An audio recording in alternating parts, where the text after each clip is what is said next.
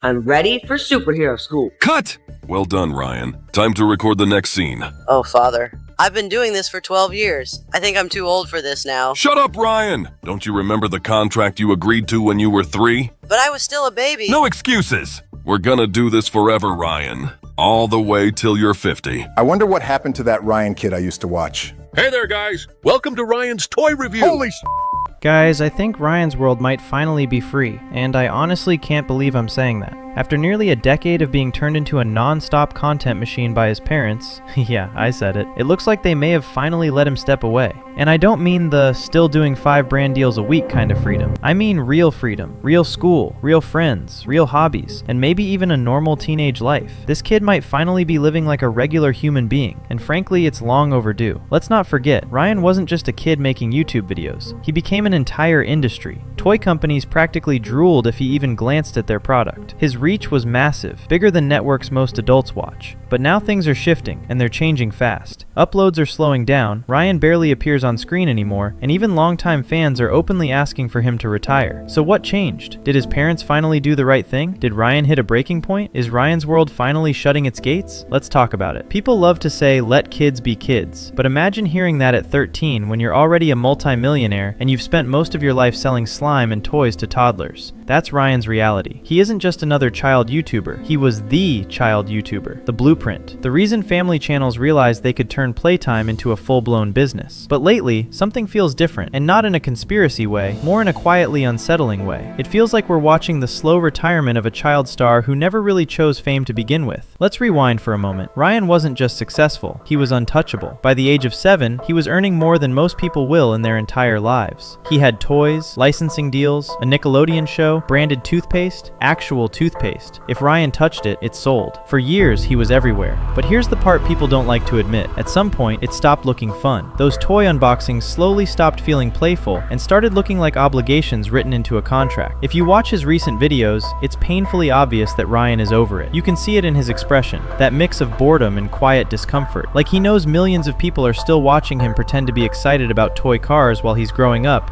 hitting puberty, and trying to move on with his life. His voice is deeper, he's older, but the content still treats him like a kindergartner. You just know school isn't easy for him because of this. Imagine trying to talk to your crush and someone pulls up a clip of you saying, "Let's learn our colors." He's not just outgrowing the content, he's probably trying to escape it. And look, I've made more than enough videos about this kid. At this point, I've basically been campaigning for his freedom like it's a public service announcement. But I'm not alone. Across social media, people are saying the same thing. Twitter threads, TikToks, YouTube essays. It's starting to feel like a digital protest. Let Ryan go. It's not a joke anymore. The internet has collectively realized that a 13-year-old deserves better than pretending slime is the highlight of his life. Here's the interesting part though. Maybe Ryan is retiring, and he's doing it quietly. No dramatic farewell video, no emotional goodbye, no final merch drop.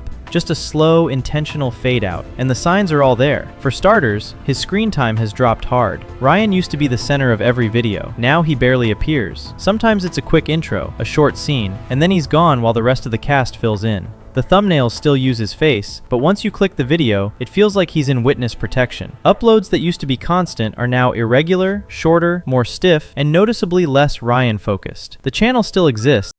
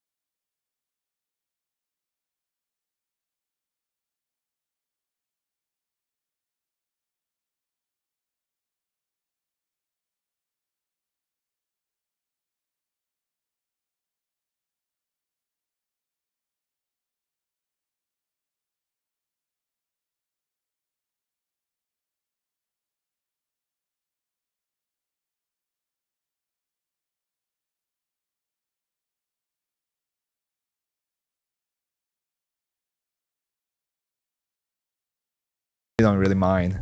Which is honestly a huge shift, considering this is a family that used to pump out daily uploads like their mortgage depended on it. Finally, it seems they're treating Ryan like a human being, not just a walking toy commercial. But here's where it gets complicated. While Ryan steps back, guess who's stepping in? His younger twin sisters, Emma and Kate. The brand just looked at one overworked kid and thought, why not a sequel? The twins are only 8, barely mastering multiplication, and yet they're already front and center in videos, pushing merch, and starring in their own spin-off, EK World. At first, it seemed harmless. Cute little appearances, slime challenges, playful background moments in the Ryanverse. But lately, it's the same old playbook. More videos, more branding, more merchandise. It's less family fun, more franchise rollout. You can see the cracks if you watch a few EK World videos. The stiff smiles, the distracted energy, that "are we done yet" vibe. These girls didn't sign up to be internet celebrities. They were born into it. And just like Ryan, they're being turned into characters instead of kids. They probably don't understand royalties, licensing, or what it really means to be an online personality. They're just following instructions in a massive playroom turned film set. Their childhood is being documented, packaged, and sold before they even know what privacy is. Then there's the merch machine. EK World has dolls, clothes, accessories, toothpaste, literally everything short of NFTs. Their faces are on store shelves while their personalities are still developing. And just like with Ryan, there are no external protections. Unlike Hollywood, where child actors are covered by Coogan laws that safeguard earnings and limit work hours, YouTube relies entirely on parents. If a parent decides to turn a kid's life into a brand, congratulations. You're now an unpaid star in a family franchise. And it's not just them. This family vlogging trend is filled with kids exploited for clout. School drop-offs filmed, private tantrums uploaded for engagement, first memories staring into a camera lens. That's why Ryan's slow exit feels almost revolutionary. He's not being rebranded, forced into cringe teen influencer territory, or burned out. He's quietly stepping away. If his parents are serious about giving Ryan the choice to quit, hopefully they extend the same respect to Emma and Kate before they hit the same wall. Because the internet is relentless. Views will drop, sponsors vanish, and those kids will eventually wonder who they were outside the lens. This moment matters. For the first time, we're watching a child YouTuber leave with dignity. Ryan's world isn't collapsing, it's closing. Not because of drama or scandal, but because a kid is finally allowed to live like one. Ryan's dream now? To be an animator, not a content creator, not a streamer, not a brand. Quiet, creative, behind the scenes. Real life, finally. You know, I wanted to be an astronaut,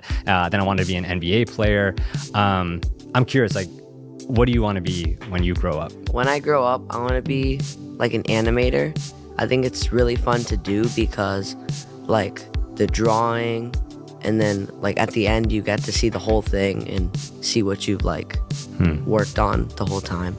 And like sometimes I can see like the drafts first and then after I can see like the full thing. And it's really cool to see how it changes over time. Yeah, you were in the front. Like, Ryan, are you going to keep making YouTube videos, given your interest to be an animator and maybe go behind the camera, like as you get older?